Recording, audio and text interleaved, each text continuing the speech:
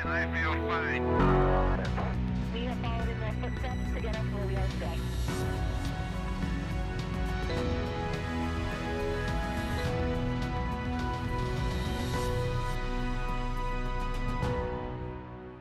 Good morning and welcome to NASA's Kennedy Space Center. I'm Shaniqua Vereen, joining you from Florida as we prepare for the upcoming launch of NASA's SpaceX Crew12 mission. Launch is slated for no earlier than Wednesday, February 11th. Today is the crew's final media availability before launch. Our Crew12 astronauts are joining us virtually from quarantine ahead of their mission to the International Space Station. We have about 30 minutes together this morning, and we'll try to answer as many of your questions as possible. With that, let's head over to crew quarters to hear a few words from the Dragon Commander, Jessica Meir.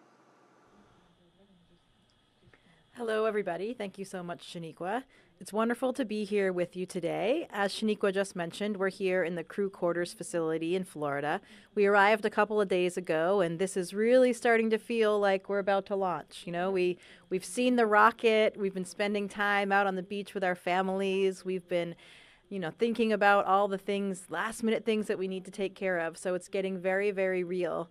We want to say a big thanks to all the teams that got us here, NASA, ESA, Roscosmos, all of our international partners, SpaceX, of course, for all the incredible preparation that we've received. We are really feeling ready, and hopefully we will be able to launch on Wednesday as planned. Also today I cooked traditional Russian food. This is a borscht, and I hope I cooked it for my crew, for teams who support us. Yes, thank you. And very delicious. I very hope. delicious. Very delicious. Thanks, Andrey. It's been great here in crew quarters. It's just a historic part of NASA's program. From the beginning of the space program, astronauts have been staying here in quarantine before they go, doing our last little bit of training, some quality time with our families. It's really a special place to be. We're happy to be here at Kennedy Space Center, and we're really, really excited to launch in 3 days. Thanks, Jack. Yeah, and not only very serious training happens also, but daily anecdotes. And we wanted to share the one fun anecdote that we started sleep shift in order to be ready for launch at 6 a.m. Florida time. And so, for example, today we're going to go to bed at 2 p.m. and going to wake up at 9:45 p.m. And in order to help us, we wear these wonderful glasses that block blue light. And we really like it.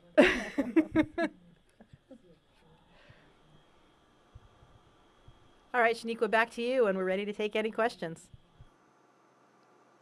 Thanks, Jessica. We will now begin taking questions from our phone bridge and online using the hashtag AskNASA. To join the queue for the phone bridge, press *1. If your question is asked and answered and you would like to remove yourself from the crew, please press *2. All right, operator, we'll take our first question. Thank you. Will Robinson-Smith of Spaceflight Now, your line is open. Hi, everyone. Good morning, and thanks for taking the time to talk with us today. Best of luck with the mission. Question for the full crew, but sort of broken up slightly differently.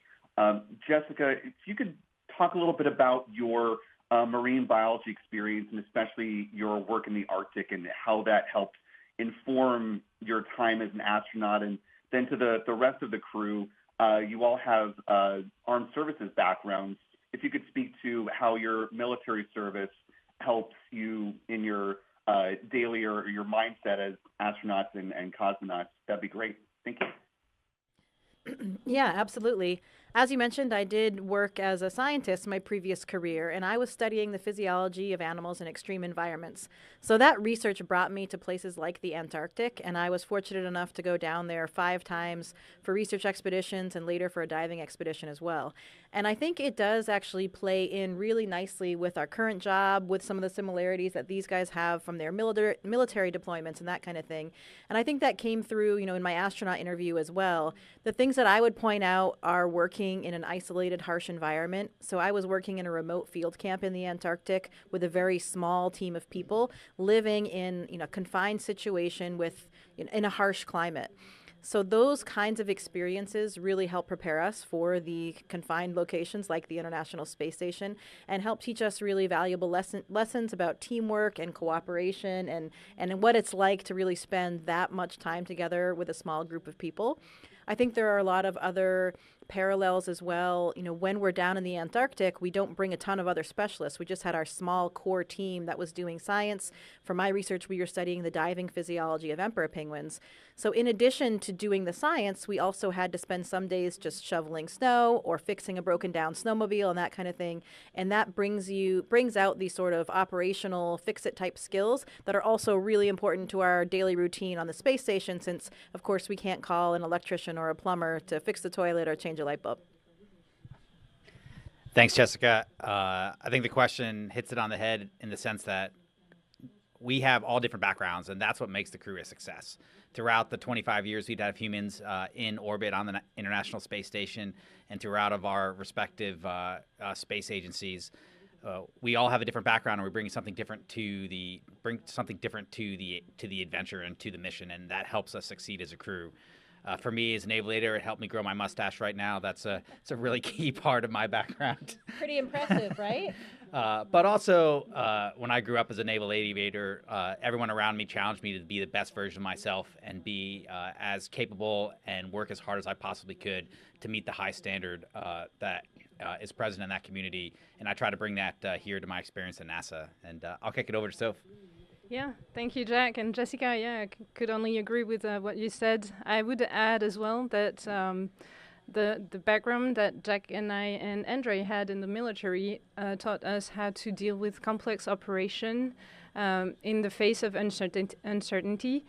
So it's not only dealing with like inside your cockpit with whatever elements happen and sometimes hostile environments, but also an ever-changing environment. And I think Crew12, we had a lot of a changing environment in our training. So this is clearly something we experienced in our previous lives, and it was really like very relevant for our training. I agree with these guys. And also I think that it doesn't matter what experience you have. Anything what you can do, it will be helpful for you. Yeah. Thanks.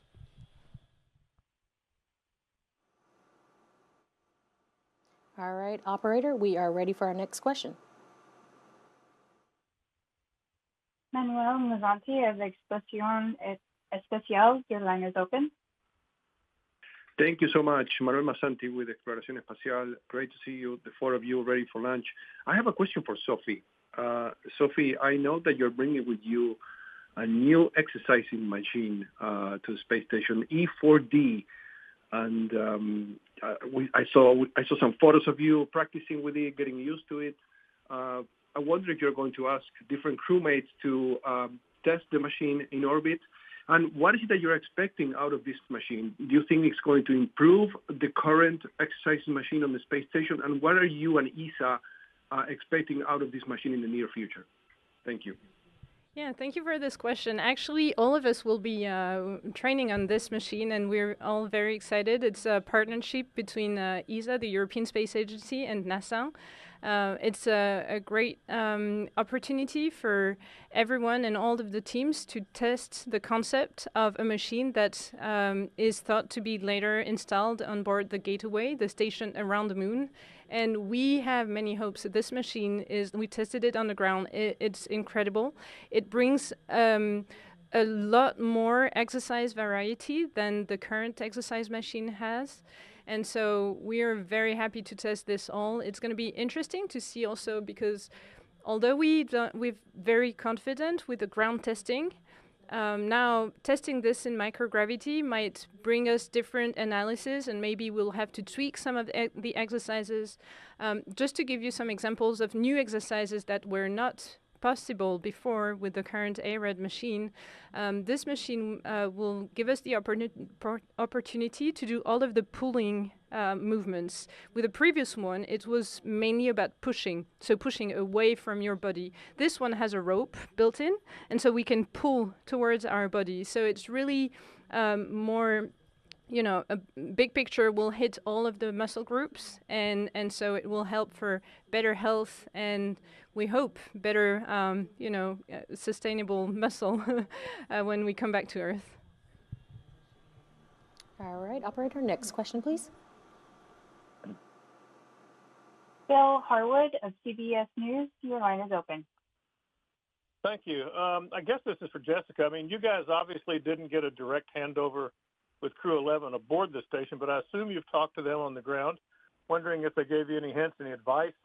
And a related question, is a handover even needed, given Chris has been there since November and you and Andrey are veterans? Yeah, absolutely. That's a good point. Actually, in the time of my last flight, around 6-7 years ago, we did these indirect handovers, what we call them. We did those actually regularly. It was more rare to have that direct handover where the other crew stayed on board before you arrived. So now, since we've had commercial crew, we have been doing these direct handovers more, and it does help in order to transfer over any last-minute operations to help people get the lay of the land.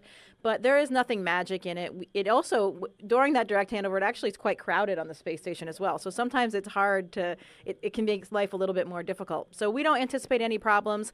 Like you mentioned, Chris has been up there since around the time of Thanksgiving, so he is very well settled in. We have talked to him as a crew. We've talked to him individually several times, so we've traded different pieces of information. He's doing really well and has that place running. It's going to be in perfect shape when we get up there, I'm sure, because he's so competent and settled in. And we did have a chance to talk to the Crew11 astronauts as well. We ran into them several times and had a little bit of a debrief so they could pass along some pertinent things. There are some differences on the space station from the time that Andrey and I flew before, but overall, as a whole, it hasn't changed that much. So you're right, our experience will also help, and Jack and Sophie will be up to speed in no time, I'm sure. Thanks, Bill. Operator, next question for us, please. Thank you. David Adenot of About Space Today News, your line is open. Good morning, and thank you for taking our questions today. Mine is a little bit more serious, perhaps, than some.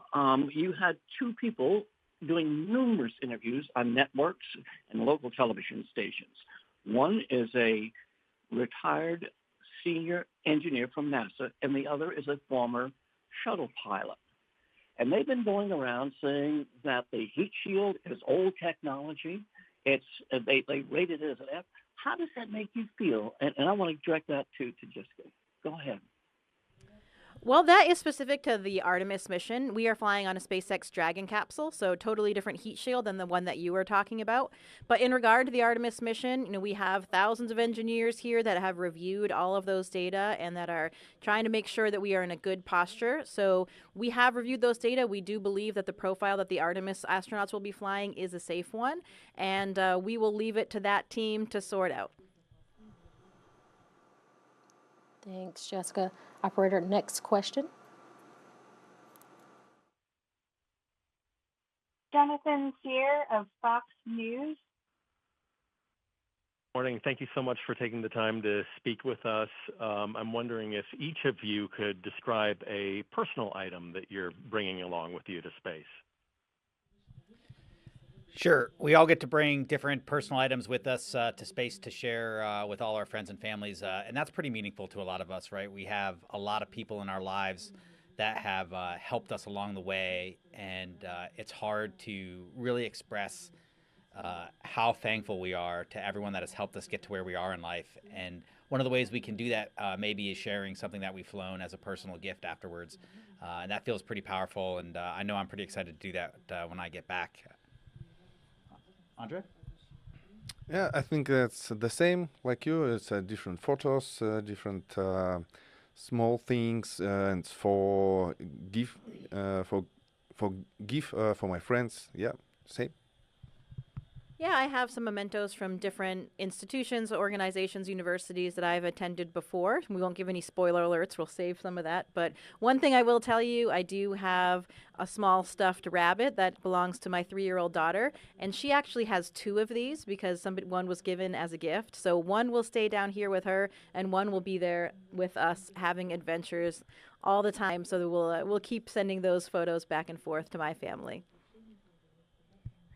Thanks. Yeah, and yeah, for me, some personal items too. I can mention one that has had a lot of meaning for me. So I'm flying the mission patch of Claudie Andrey. She was the first French woman astronaut, and she inspired me so much. So I wanted to honor her path and how she inspired so many women in France, and so many also not only women, but people wanted to go into sciences and adventure and exploration jobs. So yeah, that's something I'm gonna fly.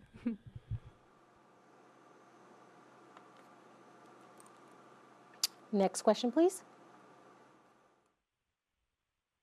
Dennis Kish of TASS, your line is open. Thank you for the briefing. My question is to Andrey Fedyaev. What are your expectations from the mission, and has Oleg Platonov given you any advice after his flight with Crew-11? Thank you. Yes, of course, we had a chance to speak each other. He told me different things that will help me in my first time in the flight, but also in US segment we have there are Sergei Kucheshkov, Sergei Mikhaev, and Chris on US segment. I think how to say передача смены, handover. I think in the handover should be good. All right, next question on the line. TJ Muscaro of the Epoch Times, your line is open. Hello, thank you so much for taking the time, and Godspeed. Question for Jessica. How does it feel now going into space as a mother? And for Sophie, the ESA has continued to decline to build its own crew spacecraft, and I was wondering if you and your fellow ESA astronaut colleagues would one day like to see that come to pass. Well, to start out, a lot of astronauts and cosmonauts around the world are parents, so it's certainly nothing new, but it is personally different for me than my first flight, since of course my daughter was born only in between these two flights. So it does feel very different, and it does make it a lot difficult in preparing to leave and thinking about being away from her for that long, especially when she's so young. It's really a large chunk of her life. But I hope that, one day she will really realize that this absence was a meaningful one, because it was an adventure that she got to share into and that she'll have memories about, and hopefully it will inspire her and other people around the world. Yeah, thank you for your question. So actually, I think we're living at an era of spaceflight, which is very interesting and kind of hard to predict. Of course, for now, we don't have a crewed capsule. Maybe one day we'll have. I don't know. I mean, I don't have a crystal ball to predict anything, but what I can say is things are changing very fast in the space environment, and it's true for all over the continents, because many nations are working to develop their space program. And I think in the future, in 10 years from now, no one can predict what will happen, but what we can all say is that it's evolving very fast and leaning towards more space programs over the world. Thank you. Just a reminder for those on the phone bridge, if you have a question and would like to join the queue, please press *1. If your question has been asked and answered and you'd like to remove yourself from the queue, please press *2. All right, operator, we'll go to our next question.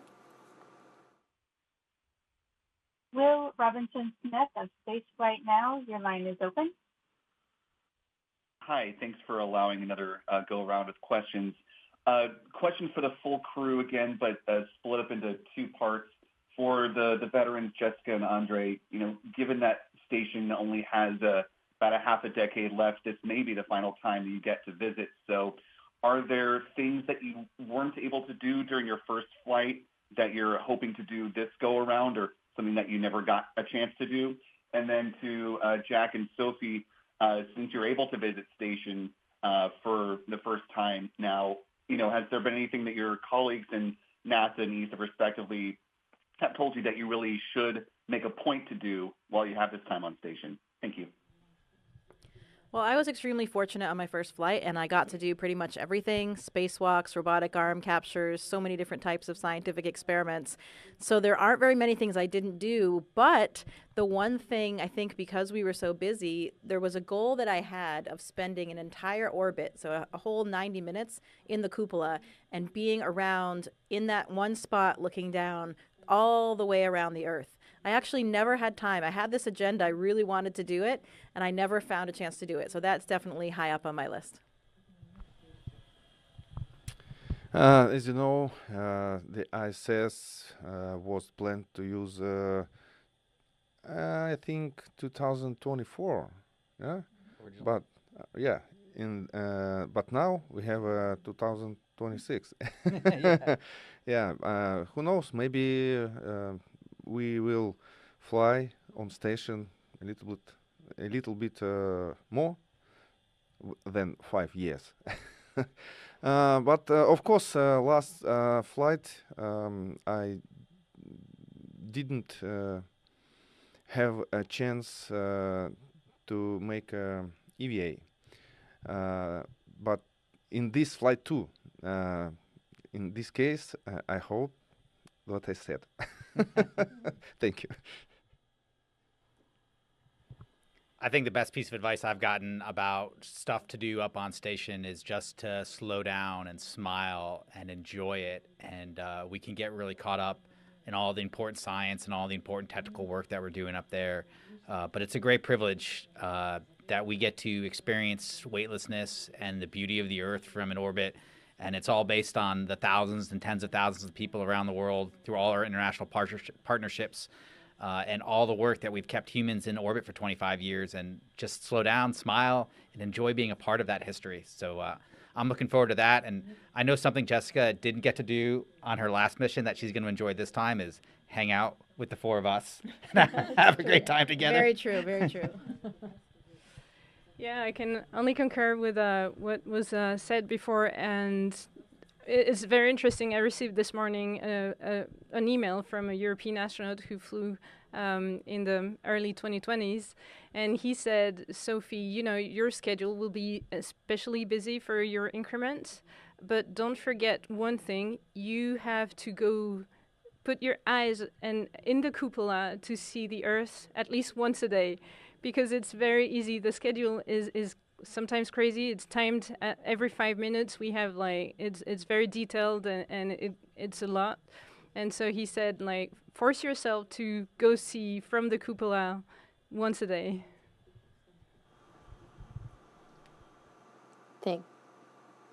Thank you, operator. We'll go to the next question, please. Richard Trevue of the Orlando Sentinel, your line is open. Great, thanks. Thanks for taking time to take questions today. My one question I have for Jack, and I'm glad you brought it up. It's been a minute since a mustache has traveled to space, so I'm wondering if you talked to any other astronauts who had brought similar facial hair up in the past, and if they gave you any tips. And that might be a little lighthearted, but for the rest of the crew, a little bit deeper, this might be the last opportunity you get to actually be on the International Space Station. And that weigh on you at all? Is the things that you want to accomplish or things that you want to make sure that you take care of on this potentially last half decade of this spacecraft? Thank you. The mustache is a lot of fun. The crew has enjoyed it. We've had a bunch of laughs about it. We've had some support. Some of our support staff, particularly our flight surgeons, have grown mustaches as well in support and solidarity of my mustache. And I appreciate it. And I have mine in solidarity of all the naval officers and men and women throughout history that have worn mustaches to sea. And I get to wear one to space. I'm trying to get it as long as possible, see if I can get it to be more crazy than the hair of our fine female astronauts. But I don't think I will. They have more style than I do.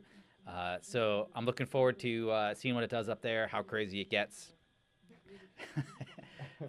As for our this may be my last opportunity to go to the space station.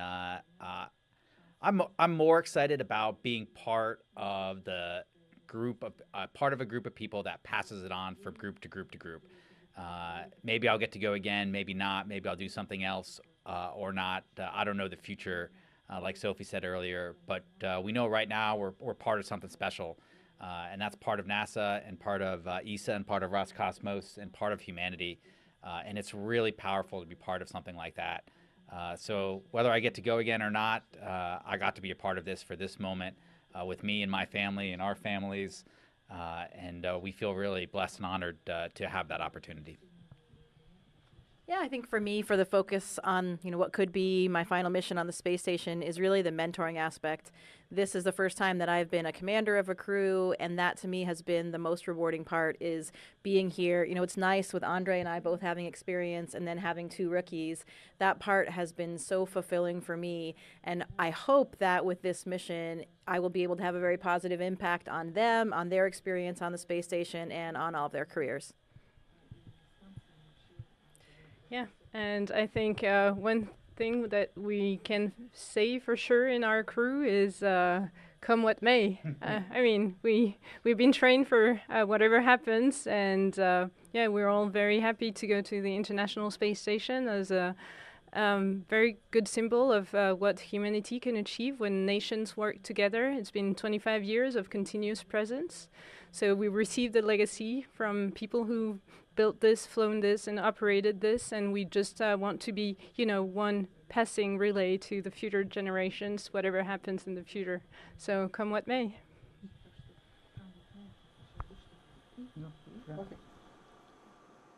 All right, it looks like we have 3 more questions on the line, and we have time just before our time ends with the crew today. Operator, will you go to our next question?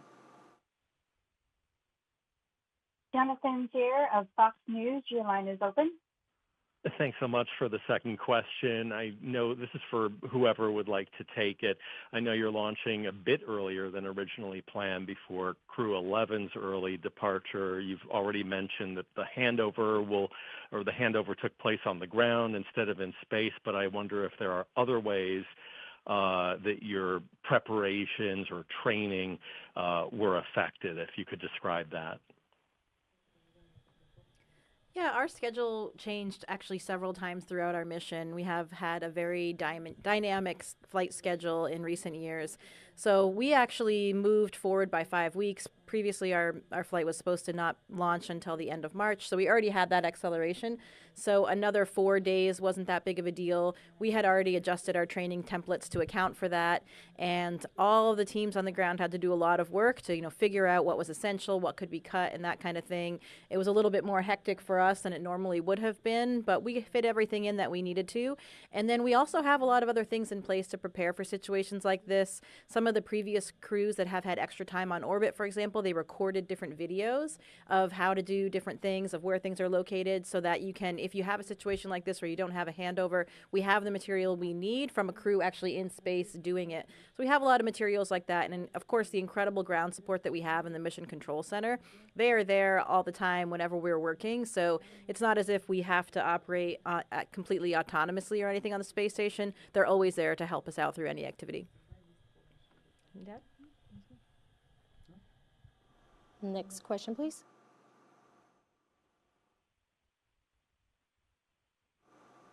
Anna Kramer of Space Up Close, your line is open. Hi, thank you. Thank you for doing this, and good luck in your launch. We look forward to seeing you guys. My question is for Sophie, please. You mentioned, and I've read, that you were inspired by the first female French astronaut. I wonder if you could tell us a little background about how that came to be, and what did you do then to become an astronaut, and what are you planning, if anything, on the station during your time there, outreach sessions to inspire future women? And maybe, Jessica, you could talk about any future spacewalks that your crew will be doing. Thank you. Yeah, thank you for this question. So, yeah, I had this little girl's dream of becoming an astronaut, but I was like very young, and it was like a faraway dream, kind of unachievable, like a dream, basically. And I saw the other French astronauts launch, and yeah, fine, I read their biographies, but I actually the launch of Claudie, the first French woman to launch to space, had a really big impact on me, and as if I allowed myself to say, okay, well, she made it happen for herself. Now I can allow myself to think that this can become possible. So I hope that I will, pass this message also to people, not only women but men also, who have maybe doubts on their journey to their dreams or their objectives or wherever they want to go. Sometimes you need to find some inspiration, when especially, for example, students are working on math equation and it's very boring and you don't see the end of this. But everything has a purpose, and when you have a little inspiration, it helps. She helped me a lot, so I hope I will be able to help a lot of the young people in France. As far as EVAs or spacewalks, we do have some EVAs that are planned in the upcoming months. Of course, you never know what is going to happen. It's always a dynamic schedule, and some of the spacewalks that are planned for a few months from now depend on pieces of hardware arriving on cargo vehicles. So it's always dynamic and ever-changing. But we do have some slated as early as March, and those spacewalks will be to finish with these upgrades. We've been doing them for years now, upgrading some new solar arrays that will help augment the power system on the International Space Station. So a couple of those, some other small repairs and upgrades, and then we'll see what comes after that. And I don't know if, Andrey, do you know any of the planned Russian spacewalks during our mission? Yeah, we have, but we have Russian EVAs, but without my participation. Yeah, but I think we will have during our EVA. I will operate ERA, European Robotic Arm. Yeah. Yeah, so what Andrey is referring to, normally the cosmonaut that flies on the U.S. commercial vehicles doesn't receive all of the training, doesn't actually participate in the spacewalks. The two cosmonauts that are on the Soyuz will be performing those. But sounds like he'll be helping out with the robotic arm. All right, and we're to our final question for today.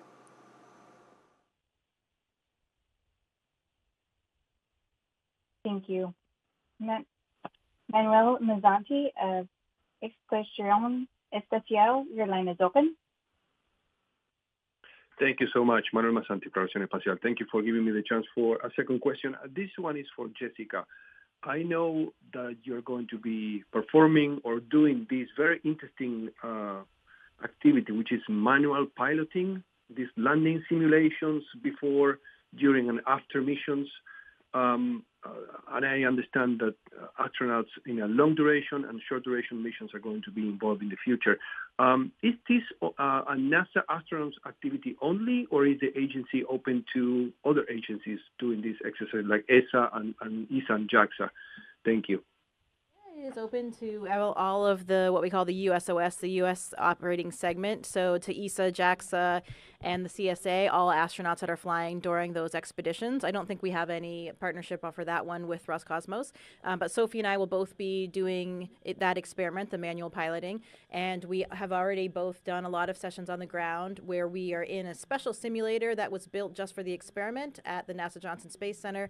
And it's not actually based on the design of one of the landers that is being built right now by SpaceX or Blue Origin. It's a different kind of design, like a reference design. But it has controllers that you're flying. You're monitoring a display. You're looking at your fuel. You're steering over to your landing site. And the goal of that experiment is to understand what these gravitational transitions will do to a human's ability to perform those kinds of activities. Of course, we have data from the Apollo missions because they did exactly that, but now we know more. We're trying to learn more with these kind of advanced systems. So Sophie and I did those sessions before the mission. We'll do some on board using the controllers that we have to fly the Canadarm, the Canadian Space Agency built robotic arm, and then we'll do some upon landing as well. So we'll have those transitions from 1G to microgravity through an extended stay in microgravity, and then from that transition right back to having full gravity again. Of course, it won't be exactly the same as the 1/6 gravity of the moon, but it'll help gather more data to see if there is any impact on our skills. All right.